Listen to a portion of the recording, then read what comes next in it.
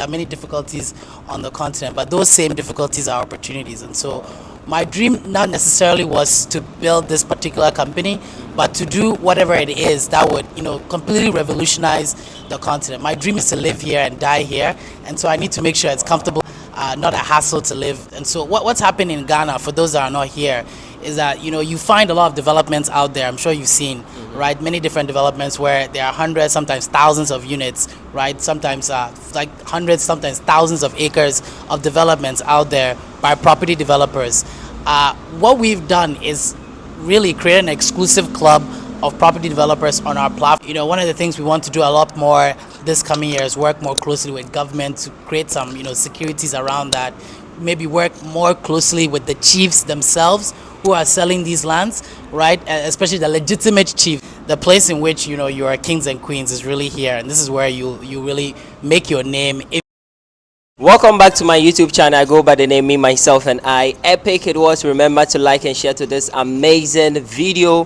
Before I introduce you, I would like to say a very big thank you for my subscribers, new and then old, subscribing to my YouTube channel and all that. I really appreciate you guys so much. I'm here with...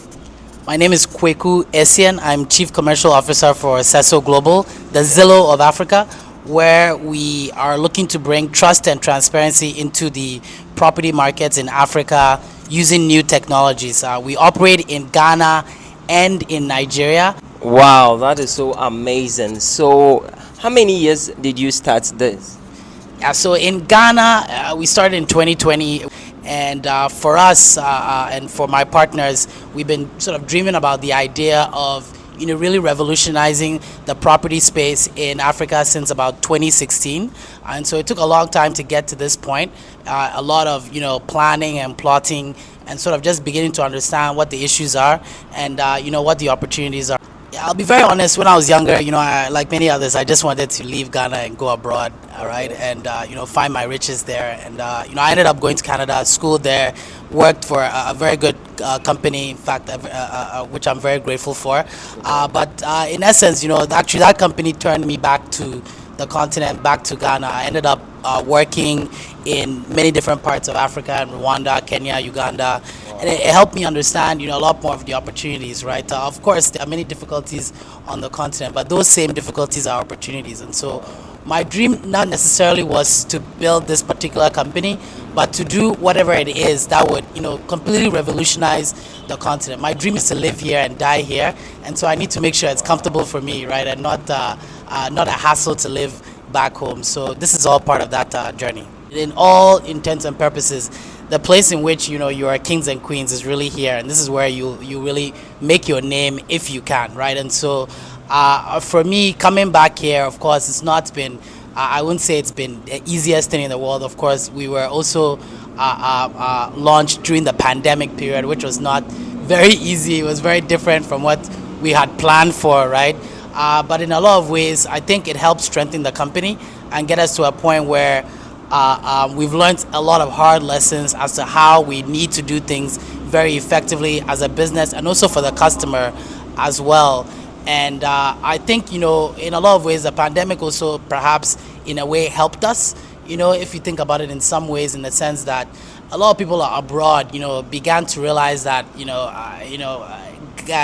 things may not be all they seem to be sometimes, out there in the West, especially during that period. And, a lot of people yearn to come back home. What I found was that a lot of, even not just Ghanaians want to live back here in Ghana, but there's a lot of African Americans as well. And of course, we've all seen that with the year of return, but I think that accelerated a little bit more because of the pandemic. A lot of people just were, dissatisfied with their lives back in the States and in Canada and elsewhere, and have decided that they need to live, in a place that is very warm, great food, great people, and a bit cheaper for them as well. Fortunately for them, and maybe unfortunately for those who live in Ghana, right? They have bigger purchasing power, right? And so a lot of these reasons have led to a lot of people coming back. And we've seen, a lot of our customers are not just Ghanaians who want to buy back here, but a lot of them are African Americans, especially, who have decided that they want to make Ghana their home. Do you think investing in Ghana is making you who you are today? I mean, yes. So I'll say that for a lot of reasons, I decided that this is the place I need to be. Of course, this is home. This is where I was born and raised. But like I said, and I'll give the example I like to use is Rwanda as a country. I visited it quite a bit, and of course, we all know the history of Rwanda. And you can say what you want about the administration there and and the country as a whole, but when you think of where they were and where they are now, it really is light and day. And so what that showed me, and sometimes it is just important to see an example of what can be done. What that showed me is that it can be done at a large scale in a country of Rwanda's size. So certainly Ghana, which has I think more than Rwanda, should be doing way more. And so for me, I think the continent as a whole, I love the whole continent. You want to say, like, I've traveled to a lot of different places. I love similarities and differences. But you find that there's nothing, you can travel anywhere in the world, but there's nowhere like the continent. There's nowhere like Ghana in the world. And so, yeah, for me, it's changed my life quite a bit over the last few years. I've learned a lot, good and bad, but I think the good outweighs the bad. And if you can make it here, I think you can make it anywhere. And if you can make it here, there's no other place you want to be, right? So if you can make it here, what makes you say if you can make it here, then you can make it in anywhere that you can go? Why that statement?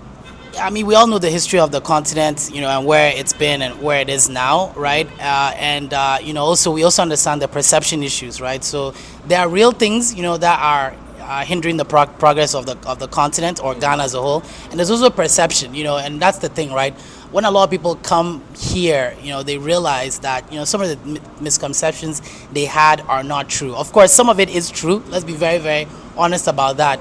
But you find that it's not as bad as people say it is, and certainly there are actually things that are way better here than in other places. So it's more about trying to bridge that gap, right? And I think that's obviously what you do here, right? In terms of bridging that gap, and it's more about, yeah, there are problems here, but those problems are opportunities, right? And those abroad have certain advantages as well that can lead them to take advantage of the opportunities. Of course, if it's done right with the right partners. And so that's where Ceso comes into play, where we want to be the partners for people like that. Someone who wants to buy land for $5,000, all the way up to people who want to invest tens of millions of dollars to build industrial parks, real estate developments, etc. We're willing to work with you, and we have the right connections at all levels, right, to assist you with that. What is genuine about your real estate that people can stand on to say, yeah, we're dealing with someone who is genuine? I mean, I'm a genuine person, but we really want to know much more about it so that you feel comfortable when you are also doing a business with him. You understand? Right, but I always want to start from the point that, as you can see in Ghana, and when you come here, you see a lot of homes, you see a lot of developments, a lot of beautiful homes, lots of real estate about. There is genuine business, there is positive business being had in Ghana. But of course, there are bad apples, and there are some systematic issues that need to be solved, right? Not just by me, but by all stakeholders, including government, to make sure that these things are proper, right? But I'll tell you what Ceso does at this stage, right, to get us to the level where we are able to help customers, with their property journey, right? So, first of all, I also want to point out that for us, it's very important, even for us as a company, when we started, not to deal with people who would dupe us, right? Okay. And so we started off by dealing with property developers first. And so what's happening in Ghana, for those that are not here, is that you find a lot of developments out there. I'm sure you've seen, right, many different developments where there are hundreds, sometimes thousands of units, right, sometimes like hundreds, sometimes thousands of acres of developments out there by property developers. What we've done is really create an exclusive club of property developers on our platform that we vetted to the highest degree. We check their company registration documents, we check their land title documentation, right, we check their company registration. Is it sorry to cut, is it far from here? Which one? Your the company, the estate?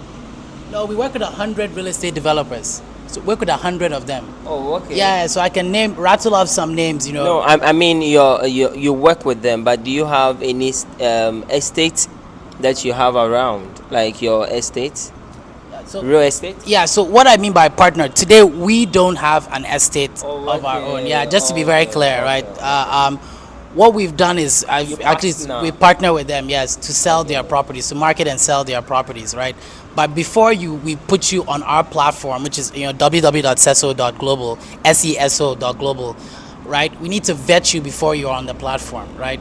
And so we have our own agents that will take the customer from A to Z through that journey, right? So you can find a property on our platform, you can request for more information, and an agent will then assist you through that process. And then from there, throughout that journey, we also work with esteemed lawyers. Now, with every transaction we do, we are adamant you have to work with a lawyer. We have lawyers. If you have your own lawyer, that's fine, but you still have to check the properties even though we vetted them, right?